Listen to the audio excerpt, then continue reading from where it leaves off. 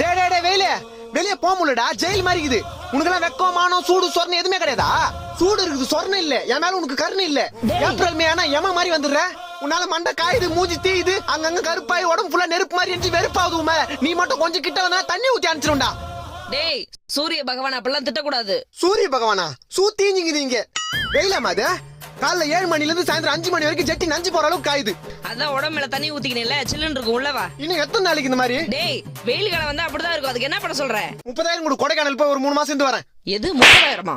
பாத்தியம்மா, வெளியே போனா வெயில் அடிக்குது, வீட்டுக்கு வந்தா நீ அடிக்கிற. இந்த வெயில்னால எனக்கு எவ்வளவு வேதனை பாத்தியா? ஏ வெயிலே, உன் வெப்பநிலையை காமிச்சல, என்ன வெறுப்பேத்தில. என் அம்மா கிட்டே என்ன அடி வாங்க வச்சல. நானும் மனுஷனா, வீட்டுல ஏசி இருக்கு, ஃபேன் இருக்கு. சத்தியமா 3 மாசத்துக்கு வீட்டை விட்டு வெளியே வர மாட்டேன். போறேன், வரவே மாட்டேன். வீட்டுல கரண்ட் இல்லடா. டேய் வீட்டுல கரண்ட் இல்லையா?